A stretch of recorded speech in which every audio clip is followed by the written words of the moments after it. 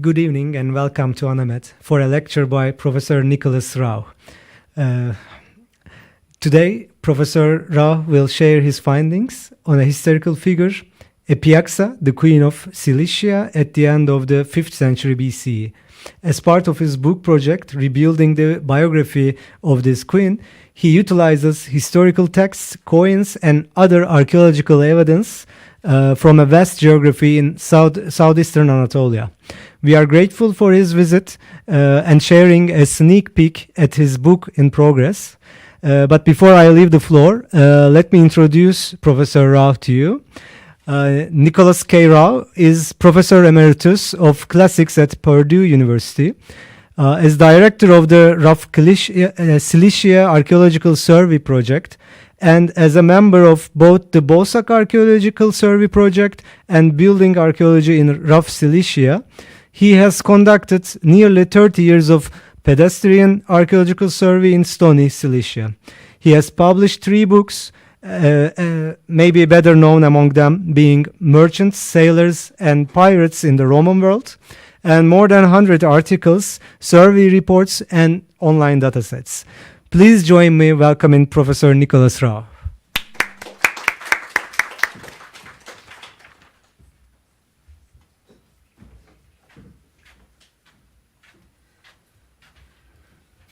Thank you for having me. I want to thank all my friends from the Boğsak Survey for making this possible.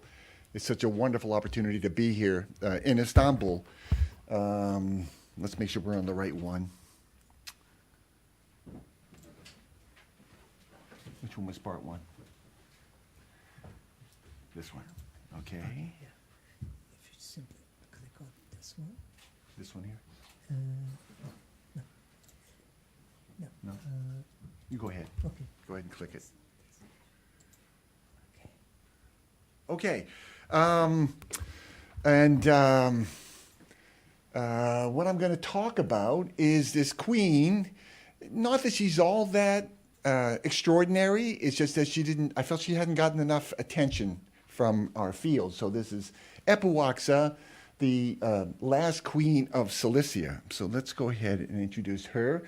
And in Cilicia, we're starting this story with the period of the invasion of Cyrus the Younger. So if you don't know the story, Darius II, the king of Persia, had 2 sons that were in line for the throne, an older one, Artaxerxes, and the younger one, Cyrus.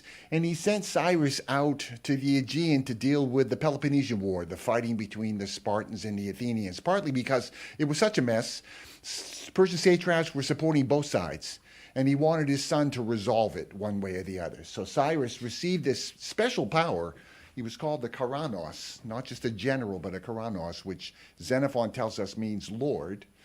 I think it's kind of an exceptional office, but there's a lot of discussion about that. And then, just as they were he decided to help the Spartans. Lysander was winning, and suddenly he was called back to Persia because his father's health was failing. So he went back to Persia, and his father informed them on his deathbed that the older son, Artaxerxes, would succeed him as Artaxerxes II. This did not go over well. Cyrus was the more popular. He was younger, but the more popular of the sons. His mother, Parysatis, had supported his attempt to be at the throne. Something went wrong, according to the sources. He may have been arrested by his brother, and then his brother, because of his mother intervening, released him and sent him back to this very powerful position. So what are you going to do? You know you're a wanted man. He starts building a big mercenary army. This is where Xenophon comes in. He spreads them out and hides them, but then ultimately he assembles this army. One of the neighboring satraps, Tissaphernes, finds out and races to Persepolis to tell the king, hey, your brother is mounting a rebellion, but he couldn't quite prove it. He starts moving the army toward the east. He's got to defeat the Phrygians, he says. Then he's got to go into near Konya and defeat the Pisidians. It's always a pretense. He's even lying to his own army.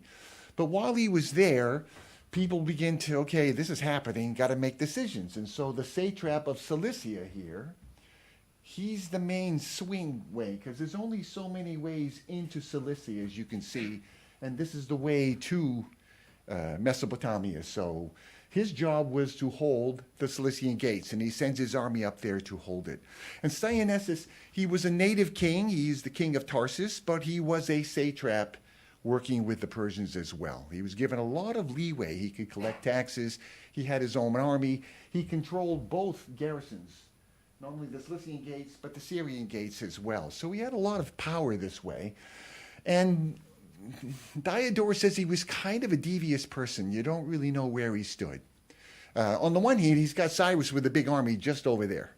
On the other hand, he's got the king building an army over here. So maybe he's taking his time, figuring it out. But what we hear is that his wife, Epyaxa, she has a very clear idea about this, right? So she, what's going on? Hold on.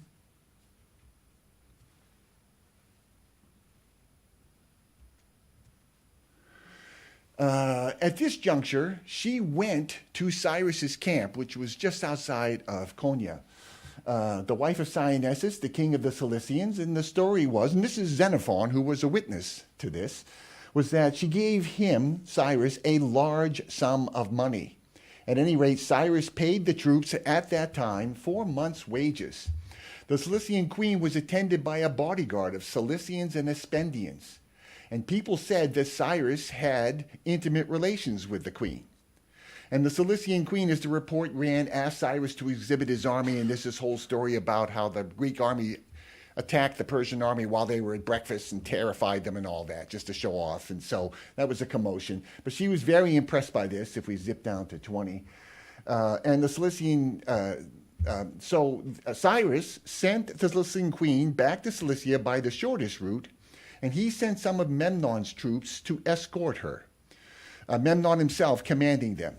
Now, Epyaxa, the queen of Syennesis, reached Tarsus 5 days ahead of Cyrus. And what happened was, when Syennesis learned that these Cyrus's mercenaries and his navy had come in from the south, he abandoned the Cilician gates. He went back to Tarsus, and with most of the population, they ran to some mountain nearby and hid out up there. So Cyrus is able to come through.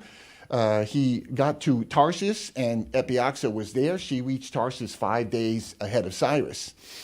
Let's go on. As for Cyrus, after he had marched into the city, he more than once summoned Syennesis to his presence. But Syennesis said he would never put himself in the hands of anyone who was more powerful than he was, and would not put himself now in the hands of Cyrus. Eventually, his wife won him over. She went up repeatedly and talked to him, and so he came down and received pledges from Cyrus. When the two men finally met one another, Syennesis gave Cyrus a large sum of money for his army, while Cyrus gave gifts, which were also regarded at the court as tokens of honor: a horse with a gold-mounted bridle, a gold necklace and bracelets, a gold dagger, and a Persian robe, promising further that he would no longer plunder the region of Cilicia. And Syennesis escorted Cyrus's army all the way to the border of Syria, even though at the same time one of his sons was serving with the king, and he sent a message to the king saying, he's still on the king's side. He's still with the king, not to worry about it. So this is the thing that we have about it. What about this woman? Evidence of bold, independent action undertaken by Queen Epyaxa of Tarsus. She supported Cyrus the Younger even as her husband, Syennesis, blocked the Cilician gates against him. She obviously was gambling that Cyrus would become the Persian king. What her husband thought was another matter. She traveled by herself to meet Cyrus near Iconium.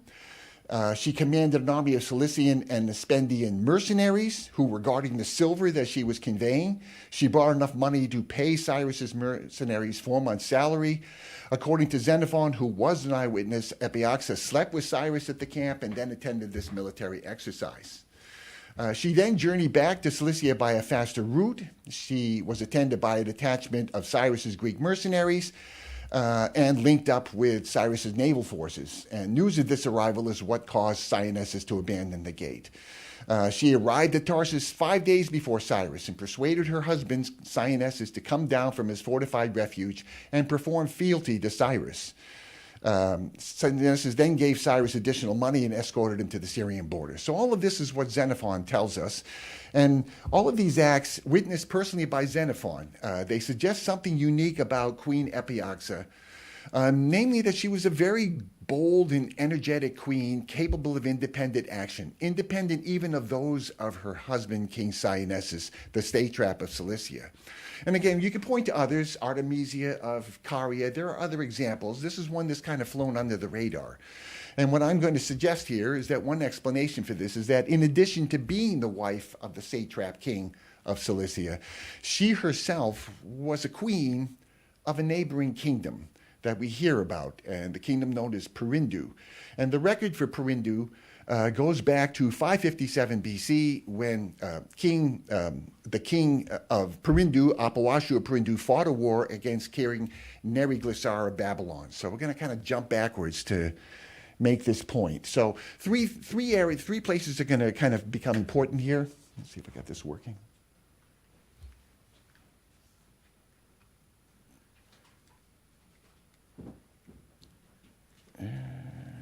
Not sure. Yeah, can you make it work?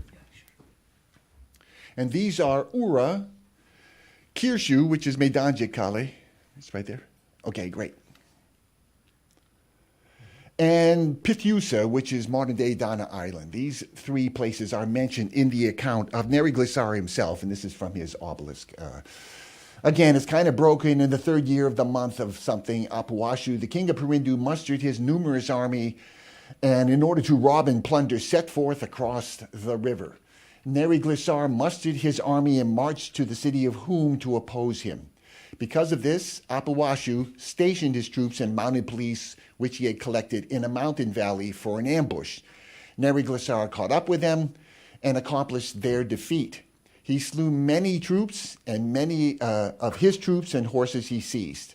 For a distance of 15 leagues over mountain terrain, so difficult that one man must go behind another, he pursued Apawashu as far as his royal capital city of Ura, and caught up with him. He seized the city of Ura and carried off spoil from it.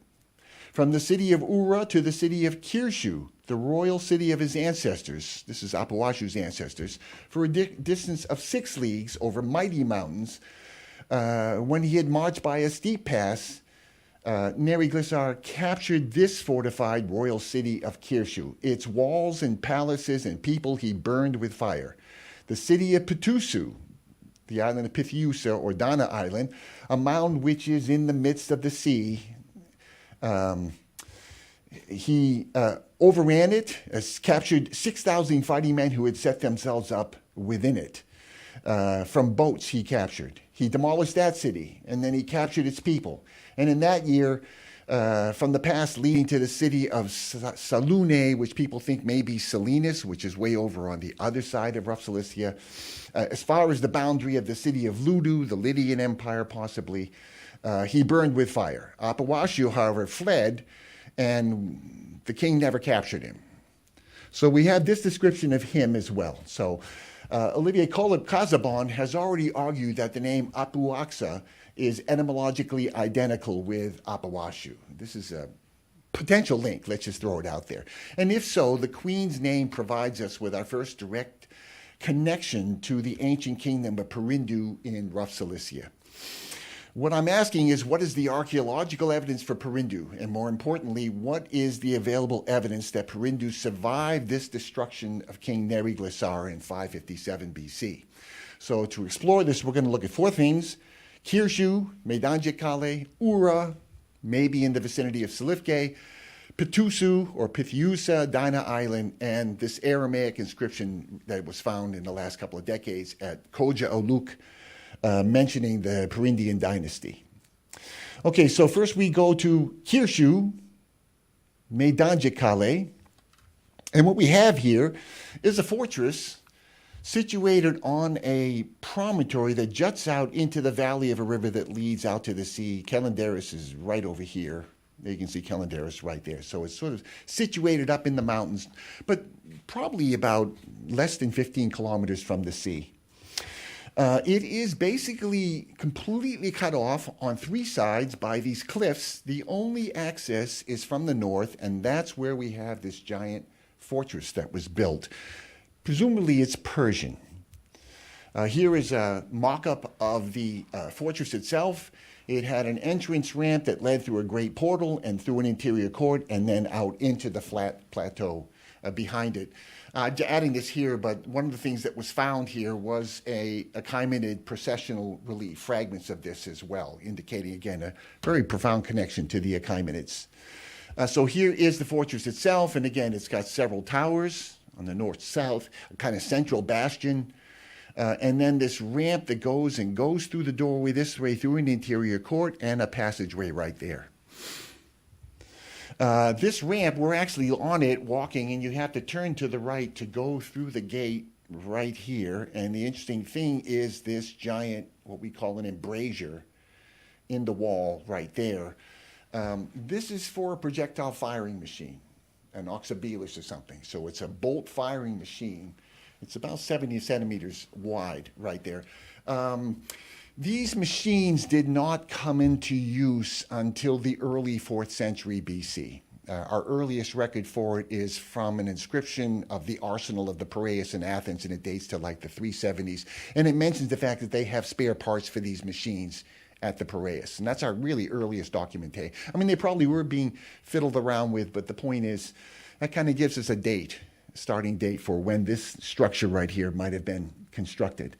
Unfortunately, the citadel is completely reworked. A Ptolemaic garrison took it over in the early 3rd century BC and just took all the blocks. This is the courtyard entranceway out, and it's completely blocked off, as you can see. The salvage excavation that was undertaken in the 60s by Daven and Trokmeier, they dug below the fortress, and they found the remains of an Iron Age settlement there. So we know that it clearly pre-existed the fortress itself. Some other things we can mention: 2 Aramaic inscriptions were found at the site. One inscription found in the fortification wall records a law of a king Artaxerxes. The second one found at the tomb, it was a rupestral tomb of a Persian noble named Belsunu, which sounds a lot like Bellicis. There are people, this is a Babylonian noble family of the Achaemenid dynasty that served as satraps in the 4th century. It's a known name, shall we say. And it records the name of the site, Kirshu. So we have Kirshu from here, linking it to the tablet of Neri Glissar, as well as characterization of this place by the Persian word birt, which means a fortified place. The name of the deceased, Belsunu, is equally significant because officials by this name were active as satraps in Babylon and Syria in the 4th century BC. And again, very limited access from all sides except that fortress. And then in the middle of the site, there is this magnificent structure which people call the Satrap's Palace. This is probably the most artfully molded building of this period that I've seen on the entire coast of Cilicia. It's just magnificent in terms of the dressing of it, the joins. We have this lovely ovalo molding along the base of it, just the 2-step crepice and what have you. And it seems to have an antechamber, then there's like a reception hall with XX rooms, and then something over there to the left. The Achaemenid relief was found in the general area. There's a lot of debate about this building. A lot of debate. People say maybe it was Hellenistic, something was there and the Ptolemies built on top of it. You know, nothing is certain in this. Right beside the palace, if we call it the palace, there is this step platform, which some have described as a fire altar, Persian fire altar, and there's a giant cistern right in front of it. Elsbeth Dusenberry has been suggesting that these things, because they don't really look like fire altars, maybe what they are fire signaling platforms for building fires to send smoke signals. I kind of like that one better. Here is the cistern. And then there is a postern gate. There is the building, the palace. There's a postern gate right here. I think it's been misidentified, Bâtiment B, because I believe the picture's upside down. Sorry about that. We have another embrasure for an auxiliaris, which literally faces the ramp that you come up here as well. So both gates were defended by these projectile firing machines. I have no idea why that happened. Okay, so some argue that Meydancık Kale was the Persian satrapal headquarters, or perhaps a paradisos, a summer palace. It was described as a bird.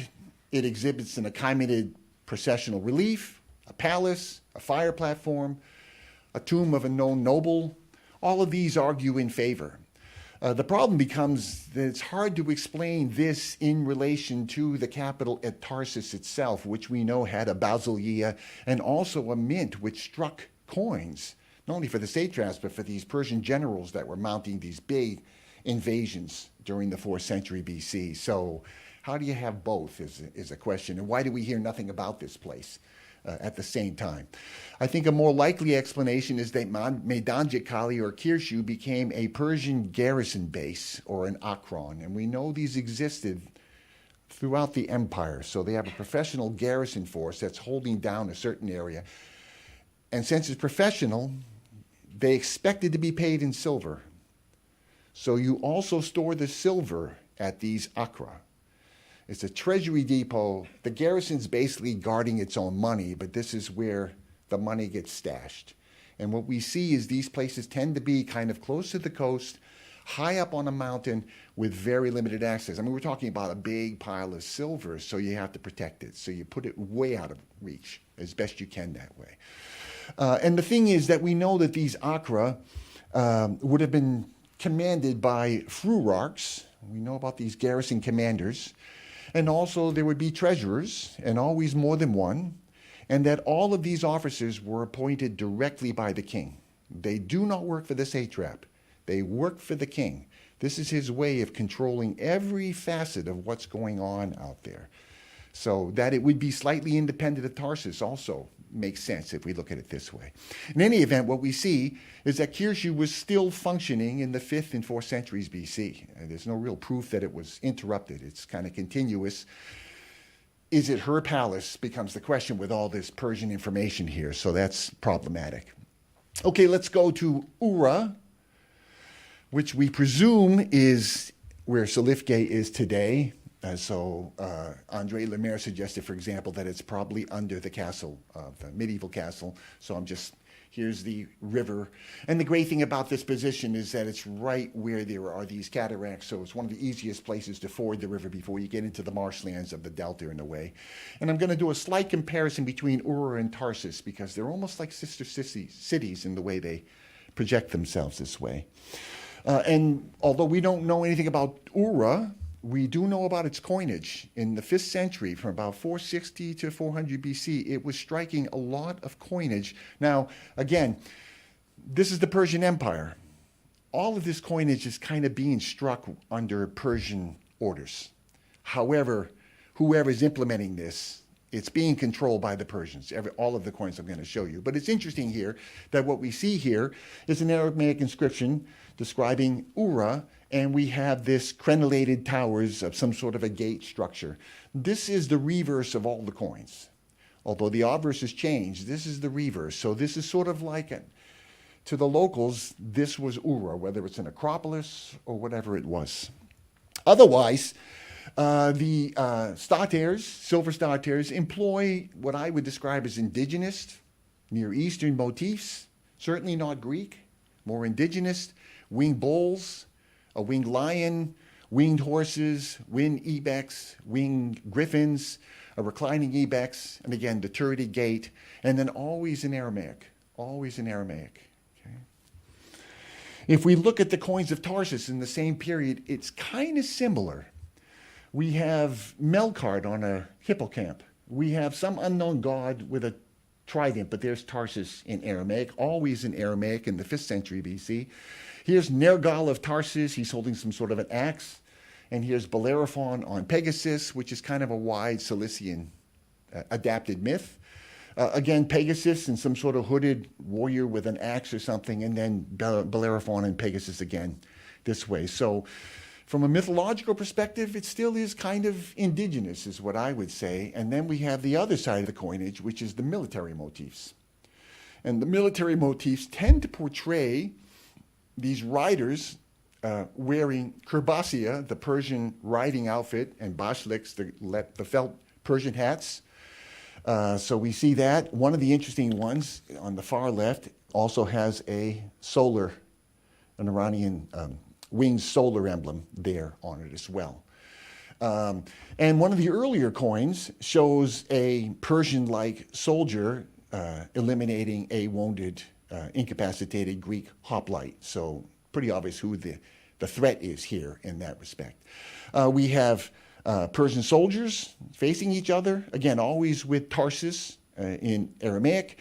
We have coins that seem to imitate the darics, the gold coins of the king that show the king as an archer. And then in the latest coins, just before Cyrus's invasion, we have the riding noble on a horse, and we have a Greek hoplite, only this time he's helping presumably the satrap, but it suggests that by this point there are so many Greek mercenaries serving them that the Greeks are working for them as well. So my point here is that before 400 BC, the coins of Tarsus and Ura both employed exclusively Aramaic legends. Both employ indigenous mythology, winged animals, Melkart, Nergal, unknown deity, Bellerophon, Pegasus. The Tarsus coinage does present images of military authority, which would be appropriate to a satrap. The Ura coinage lacks that symbolism, but it does exhibit a turreted gate or a well-fortified acropolis. And again, the most important thing is that the evidence indicates that in the 5th century BC, both royal capitals, Kirshu and Ura, were thriving, fortified settlements, again, based on the gate on the coin. In addition, the evidence for these communities, Kirshu, Ura, and Tarsus, convey a sense of collaboration, if not outright subordination, to Persian authorities. An Achaemenid processional relief, the Aramaic tomb, inscribed Persian law code at Meydancık Kale indicate a pronounced Persian presence at that location in much the same way that the coins displaying Persian garb, horse riders, archers, and soldiers point to the presence of a Persian military presence elements at Tarsus.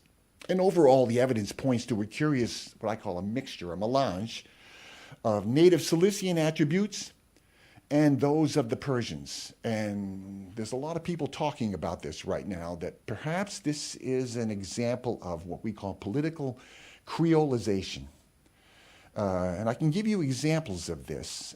For example, the Syennesis, who commanded 100 ships at the Battle of Salamis, he was the son of a Persian noble named Eurymedon. His sister married Mausolus of Caria. And when he died at the Battle of Salamis, Xerxes appointed a Carian named Xenagoras to become the satrap of Cilicia, supposedly. Then we have the case of Datames. His father, Camisares, was raised in Caria. His father was a Persian noble. His mother was a Paphlagonian princess. And he was appointed to become a satrap of at least part of Cilicia. And what's going on here is we're watching the Persians mix with the native aristocracies of Anatolia, urging them to intermarry and creating an intelligentsia that they can then promote on good behavior if they're willing to work into the system. So it's sort of like refurbishing the leadership elements. Many of them interconnected with Persians themselves. And so what I'm trying to suggest is that, how should I put it? If you ask Winfried Hell, he will tell you the processional relief at Meydancık Kale means it's a satrapal headquarters. Period. Full stop. End discussion. Only Persians could have this. And what I'm trying to suggest is, it might be her capital. She's saluting the Persians. They're mixing with them. It's a sign of fealty. It's a sign of acknowledgement in some ways this way. It's this creolization may have been going on. Hard to show. We don't have enough information. But it's worth thinking about it. That's really my point. We need to go to the second one. Hold on. You might have to help me again. I got my glasses here. So close that one. Just that. Okay, this is.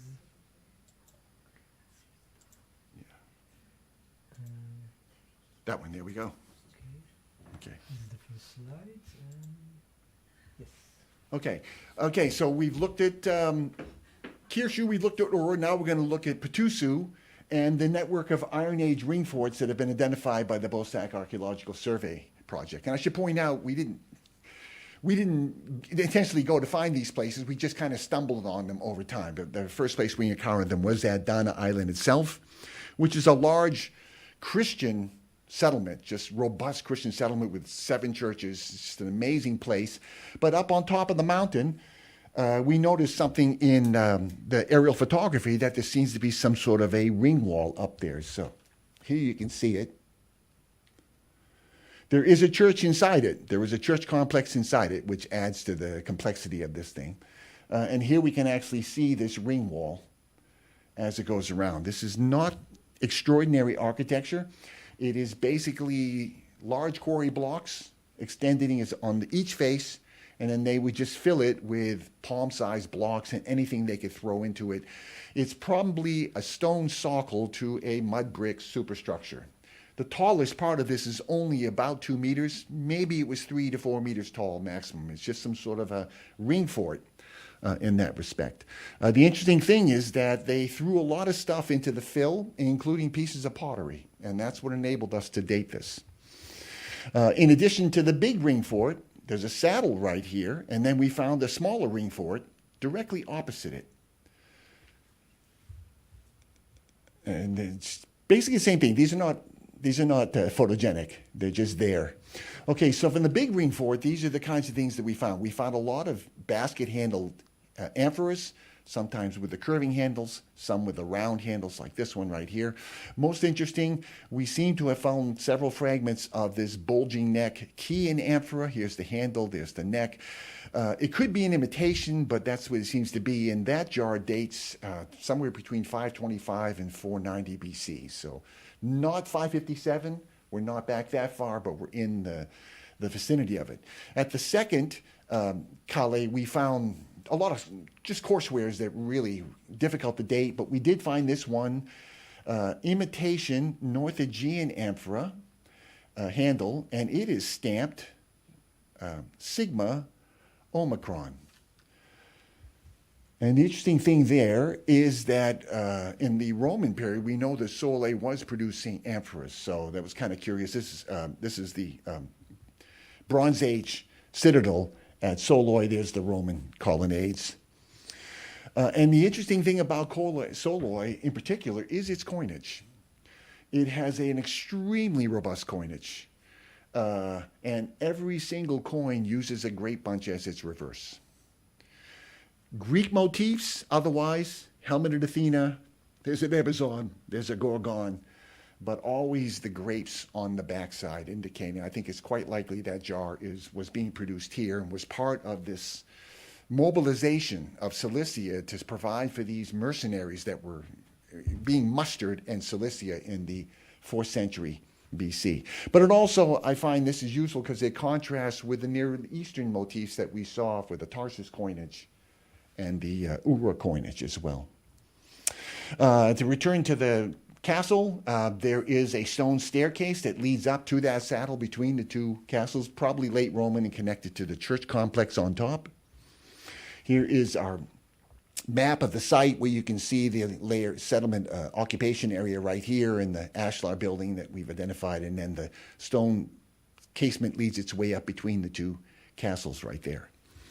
So this was our first time we found one of these, and we were really excited. It's got this Iron Age material, but then as we continued, we keep encountering these ring forts along the way. So there are 2 at Tatalimana, there's one at Boğsak, there's one at Milai, there are 2 at Barunju.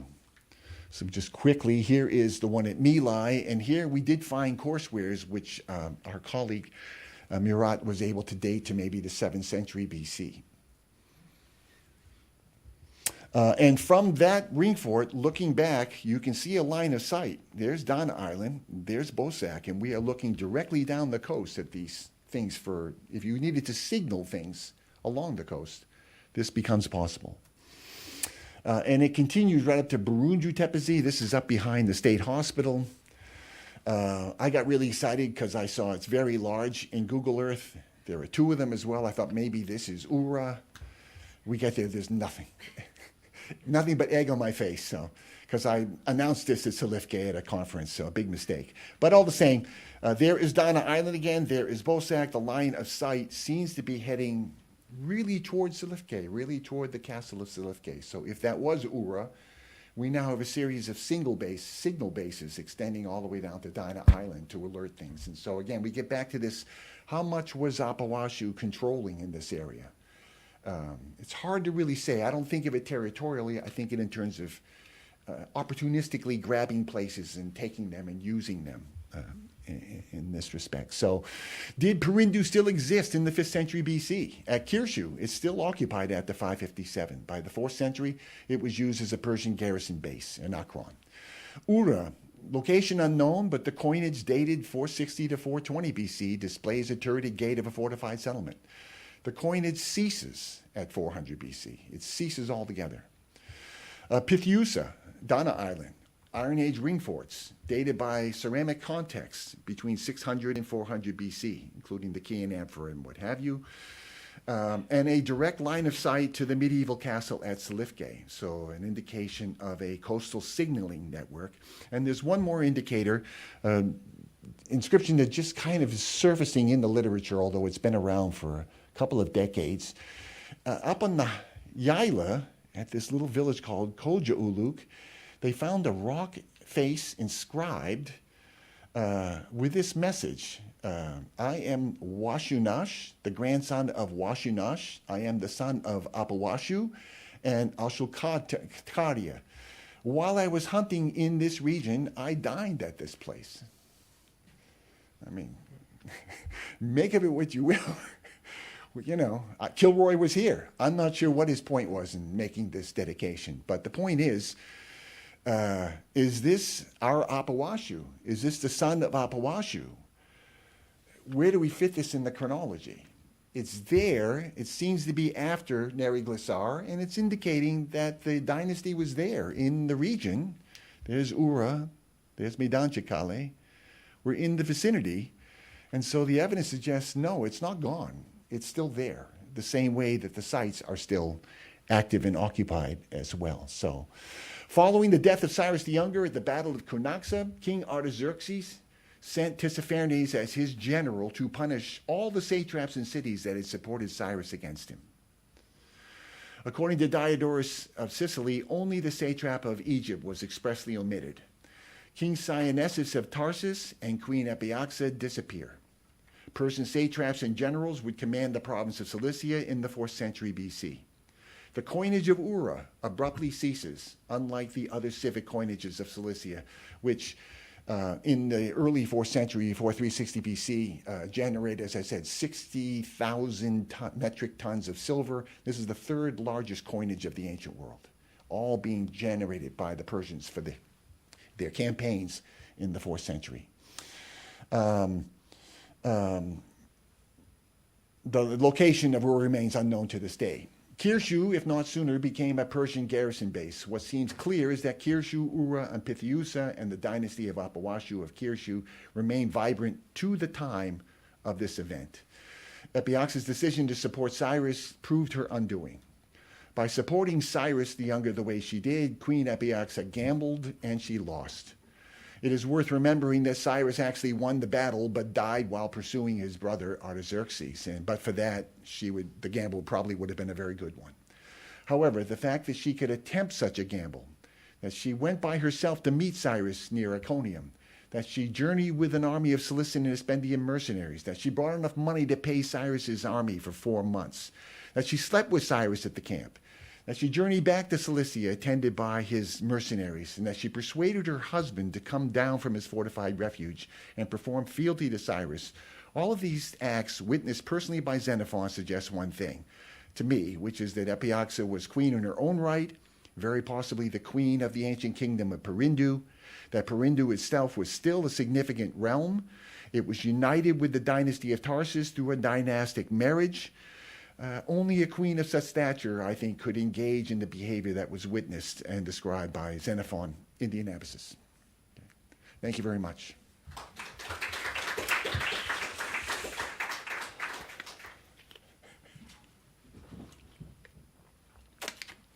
Any comments, questions? We good? Yeah. Is there any peculiar place to find Urar's coins? One tiny question: is there any peculiar place to find Urar's coins, or you can find anywhere in Cilicia? Boy, okay, so I've been working with the coinage extensively, and I was telling Eric earlier, I use online auction house websites. Most of these hoards that have appeared, they just sort of got onto the market first, and then were advertised, and people began to realize based on who's selling them where they were located. So I don't know how many are really in museums. I've just been working strictly from online material this way. But there are about 8 of them found in this region. And so people like Casaubon is the person to consult. He has a whole appendix in his book talking about the dating, reconstructing the dating of these things. Yeah.